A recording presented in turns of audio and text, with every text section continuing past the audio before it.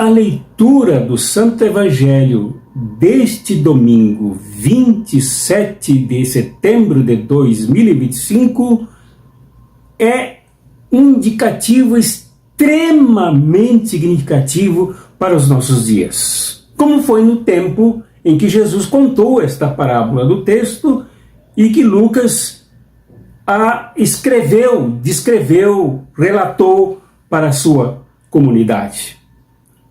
A questão do conflito grandioso entre duas classes, a dos que concentram riquezas, patrimônios, luxos, atenções e poder, e dos que são lambidos, cheios de feridas pelos cães que passam pelas ruas. É um problema extremamente sério que ou consideramos como verdade para as nossas vidas e fé, ou então a nossa religiosidade é completamente furada, errada e herética.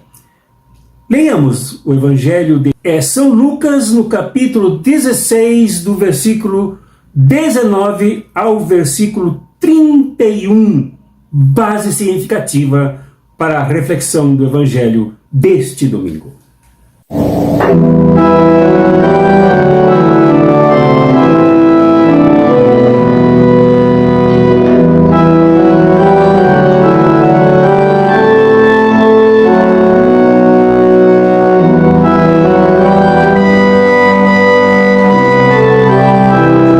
Esta é uma parábola, e esse material era muito adotado pelos antigos, tanto pelos profetas, mas principalmente usadíssimo por Jesus. É um material didático extremamente denso e rico para ensinar ao povo e ensinar as comunidades nascentes do movimento de Jesus. Mostra uma parábola, exatamente, que é, na verdade, quer dizer comparação, para ensinar sobre a vida cotidiana, a nossa vida histórica, a nossa vida inserida aqui e agora. Embora a parábola do rico e de Lázaro descreva uma realidade fictícia, uma realidade literária sobre a relação no pós-morte, uma relação que continua conflitiva lá no além, ela tem a ver no aquém, aqui entre nós, as nossas relações. Por isso, ela deve ser levada a séria e atualizada em nossos dias. O rico era assim chamado num contexto em que uma ínfima minoria era dona de terras, de plantações, donas de escravos e mandava por detrás dos panos em todos os exercícios de poder. Assim era o homem rico num banquete. Um banquete farto, um banquete pleno de vinho, de festas, de convidados, um banquete que se derramava para fora da mesa. Enquanto lá fora da propriedade, um homem ferido, um homem doente, um homem com fome, um homem abandonado, tinha suas feridas lambidas pelos seus cães. Animais estes odiados pelos judeus do tempo de Jesus, mas que aqui eram os únicos amigos que atenuavam a dor dos ferimentos, do abandono, da fome, da miséria, da hostilidade. Esta parábola é extremamente atual. Até mesmo quando ela trata da questão tensa no pós-morte, quando a coisa se inverte, com Lázaro no seio de Abraão, isto é, no ambiente celestial, no ambiente pleno de vida, se depara com o rico agora na situação contrária, no inferno. E não era um inferno de Dante, não era um inferno literário, era um inferno de quem clamava para que Abraão, que acolhia Lázaro, mandasse os profetas, mandasse o próprio Lázaro de volta para a terra, para avisar os familiares dele, avisar os seus amigos, avisarem a todos que praticassem os mandamentos, uma linguagem tipicamente judaica naquele tempo, para que não caíssem na mesma situação. Tal mandonismo não funciona nesse ambiente divino. Tal mandonismo de usar de novo Lázaro agora para os interesses do rico que se encontra na mais extrema miséria do inferno, do Hades, não funciona. Então, qual é a resposta? Não, que assim não será. Que escutem lá Moisés, que escutem o Êxodo, aprendam sobre o Êxodo, que escutem os profetas. Estas duas agendas são significativas. Quando se refere aqui, Lucas se refere nesta parábola ao Êxodo, é para indicar que o Êxodo foi a obra mais extraordinária de levante dos pobres contra os ricos, dos pobres escravizados contra Faraó, dos pobres vítimas de toda fome e abandono contra os proprietários que enchiam as suas tulhas, os seus depósitos, os alimentos produzidos pelos pobres, enquanto esses permaneciam na fome.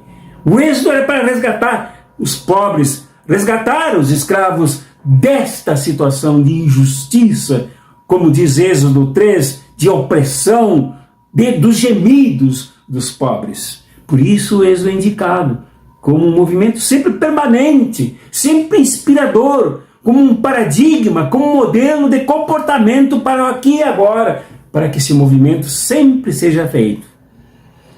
E também os profetas. Os profetas apontavam de novo para o Êxodo e acusavam os reis, acusavam os ricos, acusavam os que se apropriavam das riquezas produzidas pelos pobres de injustiça, como é o caso de Amós, no capítulo 6, que é um dos textos indicados para a leitura nesse domingo.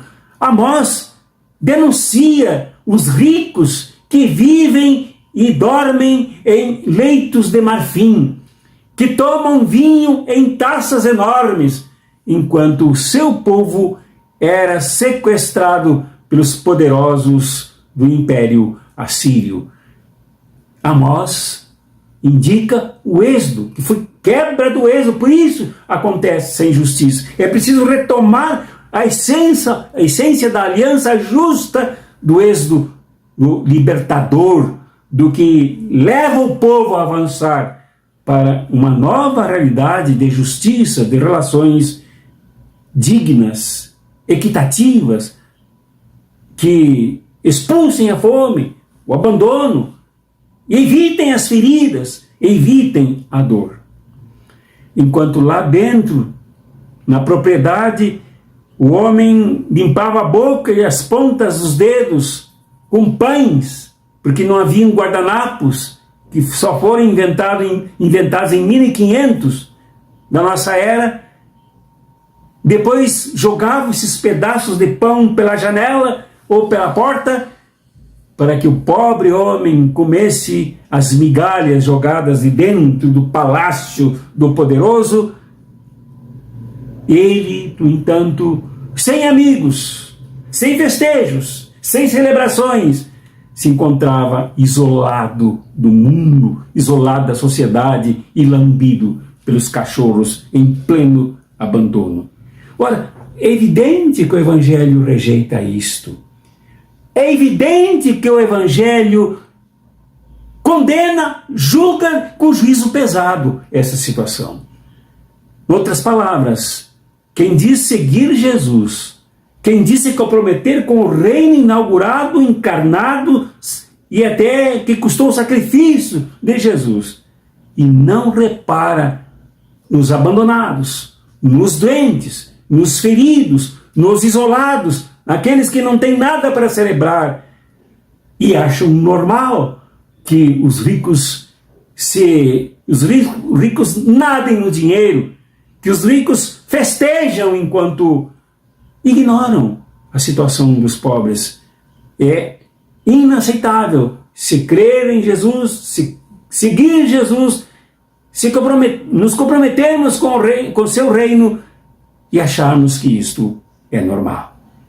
Vivemos na América Latina, como em outros lugares do mundo, em igrejas, por exemplo, que têm templos luxuosos, templos construídos sob o suor e sacrifício de muitos que morrem durante as suas construções entre favelas, ou de um lado de realidades de ricos com as suas mansões e do outro lado, logo ali, poucos metros, onde não há esgoto, onde não há infraestrutura para água, para despejos, não há saúde, não há educação, não há segurança, não há bem-estar. São os novos Lázaros sofrendo com o abandono.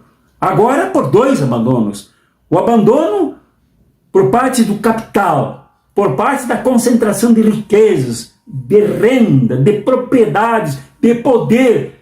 Este poder somente voltado aos interesses dos ricos e dos poderosos. E do outro lado, ainda, estes pobres, atirados e jogados, ainda contam com a ignorância, com o abandono, com a alienação daqueles que dizem seguir Jesus, mas batem palmas em suas igrejas, ou então se aproximam do sacerdote para receber a hóstia, mas do ponto de vista individual, pessoal, numa espiritualidade embotada, numa espiritualidade egoísta, numa espiritualidade templária, sem compromisso social, sem compromisso com as mudanças propostas pelo reino de Deus. Nós temos que tomar posição. Ou nos colocamos ao lado, na perspectiva de Jesus e do que Lucas escreveu para nos ensinar, ou então declaremos logo que somos hipócritas, ou que somos de fé embotada enquanto religião avivada, enquanto religião faiscante, religião trepidante, mas de consciência apagada, de consciência social nula, de consciência social herética, de consciência social absolutamente favorável à opressão, ao roubo, à ignorância e ao isolamento imposto pelo rico, pelo poderoso.